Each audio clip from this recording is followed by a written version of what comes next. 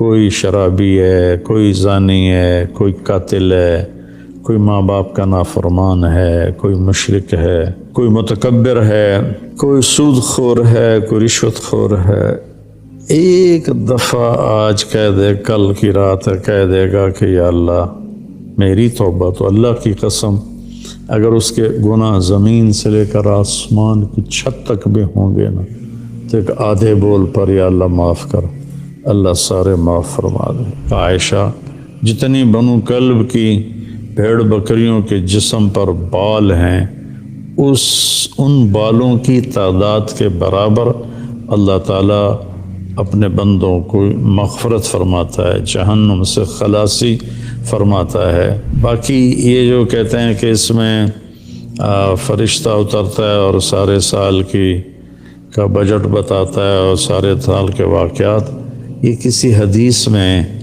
میری نظر سے نہیں گزرا۔ 4 رکعات پڑھو، پہلی رکعت میں یہ پڑھو، دوسری میں یہ پڑھو، تیسری میں یہ، چوتھی میں یہ سب بدعات ہیں، ان کا کوئی تعلق نہیں میرے نبی کے کسی بھی فرمان سے۔ 15 شعبان کے مختلف نام علماء نے رکھے ہیں: شب برات، شب مغفرت، شب رحمت، شب برکت۔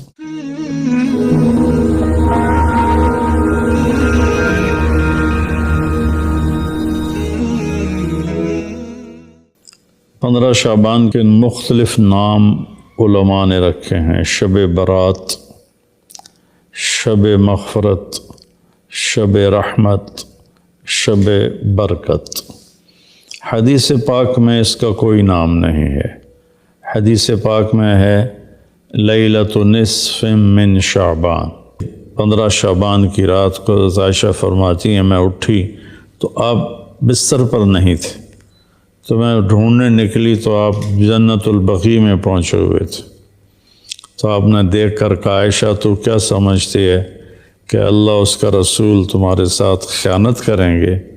میں تو بقیع والوں کے لیے آیا تھا دعا کرنے۔ پھر آپ نے فرمایا آج کی رات وہ رات ہے جس میں اللہ تبارک و تعالی بنو کلب ایک قبیلہ ہے جن کے پاس بھیڑ بکریاں بہت زیادہ تھیں، کہا عائشہ جتنی بنو کلب کی بھیڑ بکریوں کے جسم پر بال ہیں، ان بالوں کی تعداد کے برابر اللہ تعالیٰ اپنے بندوں کو مغفرت فرماتا ہے، جہنم سے خلاصی فرماتا ہے۔ اس پر شب برات اور شب مغفرت علماء نے اس کا نام رکھا، میرے نبی کی زبان سے یہ نام نہیں نکلا۔ تو اس کی یہ فضیلت ہے کہ اس میں اللہ تعالیٰ کی طرف سے بخشش کا نزول ہوتا ہے۔ باقی یہ جو کہتے ہیں کہ اس میں فرشتہ اترتا ہے اور سارے سال کا بجٹ بتاتا ہے اور سارے سال کے واقعات، یہ کسی حدیث میں میری نظر سے نہیں گزرا۔ سورہ دخان میں فیہا یفرق کل امر حکیم کا جو آیت آتی ہے، تو اس سے پہلے کی آیت شب برات کی نفی کرتی ہے، انا انزلناہ فی لیلۃ مبارکۃ، کہ ہم نے اس سے مبارک رات میں اتارا قرآن پاک۔ تو قرآن پاک تو لیلۃ القدر میں اترا ہے، تو اگر کوئی کسی قسم کے اعلانات ہوتے ہیں تو پھر شب قدر میں ہوتے ہیں، اس رات میں نہیں ہوتے۔ دوسرا یہ ہے کہ اس کے روزے اور بندگی کے بارے میں، شب قدر کی اللہ کے واسطے میری بات دھیان سے سنو، اللہ کی قسم کوئی خاص عبادت میرے نبی نے نہیں بتائی، لیلۃ القدر کی کوئی خاص عبادت میرے نبی نے نہیں فرمائی۔ حضرت عائشہ رضی اللہ عنہ نے پوچھا یا رسول اللہ اگر مجھے لیلۃ القدر نصیب ہو تو میں کیا کروں؟ کہا یہ دعا پڑھو، اللہم انک عفو تحب العفو فاعف عنی، اللہ تو معاف کرنے والا ہے، معافی کو پسند فرماتا ہے، مجھے معاف فرما۔ تو میرے نبی کی عبادت وہی 11 رکعت تہجد کے نوافل تھے، چاہے وہ شب قدر تھی، چاہے وہ شب برات تھی، چاہے وہ شب جمعہ تھی، تو اب اس کے نام پر لوگوں نے کیا کیا خرافہ، چونکہ ہم قرآن اور حدیث سے نہیں جڑے، کتابیں لکھی ہوئی ہیں، کس نے لکھی، اس کی سند کیا ہے، اس کی تمیز ہی کوئی نہیں ہے، تو وہ پھر بہت ہی زیادہ 4 رکعت پڑھو، پہلی رکعت میں یہ پڑھو، دوسری میں یہ پڑھو، تیسری میں یہ، چوتھی میں یہ سب بدعات ہیں، ان کا کوئی تعلق نہیں میرے نبی کے کسی بھی فرمان سے۔ میرے نبی نے صرف عبادت کا فرمایا ہے، عبادت، تو شب قدر میں بھی کوئی خاص عمل نہیں۔ اور دوسری بات یہ کہ اگر آپ نے عبادت کرنی ہے تو مسجد نہیں گھر، مسجد نہیں گھر، مسجد نہیں گھر۔ میرے نبی نفلی بندگی گھر میں ادا فرماتے تھے۔ اب شب برات میں صلاۃ تسبیح کی جماعت ہو رہی ہوتی ہے، یہ کتنی بڑی نادانی کی بات ہے۔ نفلوں کی تو جماعت ہی نہیں ہوتی، تو یہ صلاۃ تسبیح کی جماعت کروا رہے ہوتے ہیں۔ تو میرے بھائی بہنوں، اس رات میں کوئی بندگی عبادت مخصوص نہیں۔ ہاں، آپ تہجد کے نوافل پڑھیں، ساری رات پڑھیں، آپ قرآن کی تلاوت کریں، ساری رات کریں، آپ اللہ کا ذکر فرمائیں، ساری رات فرمائیں، آپ دعا مانگیں، چاہے ساری رات مانگیں۔ یہ مخصوص اعمال یہ ہیں: نماز، تلاوت، ذکر اور دعا، اور آنسوؤں کے ساتھ۔ اپنی کھیتی کو پانی نہ لگے تو سوکھ جاتی ہے، ایسے ہی دل میں بھی ایک کھیتی آباد ہے ایمان کی، اسے آنسوؤں کے چند قطرے ہی سمندر کی طرح سیراب کر دیتے ہیں۔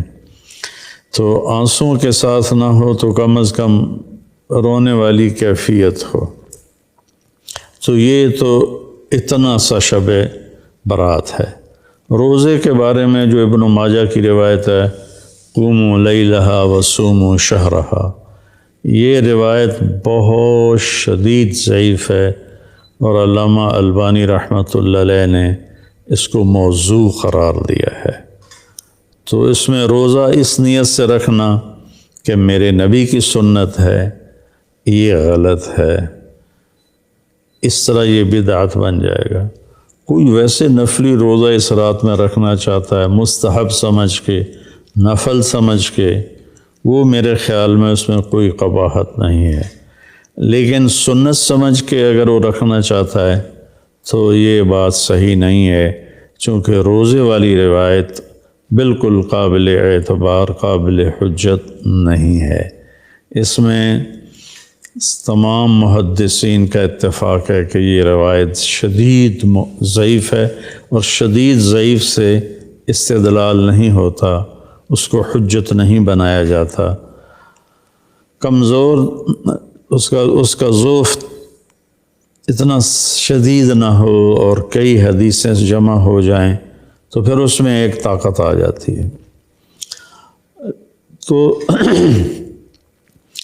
اپنے آپ کو جوڑو اللہ کے قرآن کے ساتھ، اللہ کے نبی کی حدیث کے ساتھ۔ صحیح حدیث آپ کا ماخذ ہوگا تو آپ کو آسانی ہوگی کرنے میں۔ تو اصل میں عبادات میں اعتدال ہے۔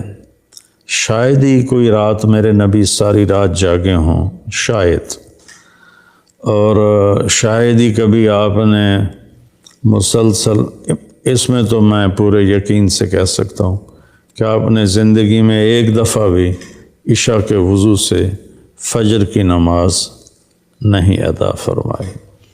بعد میں ایک رہبانیت کا ٹچ آیا کہ بندگی میں بہت زیادہ زیادتی اور اپنے نفس کشی میں راہبوں جیسی تھوڑی تھوڑی جھلک۔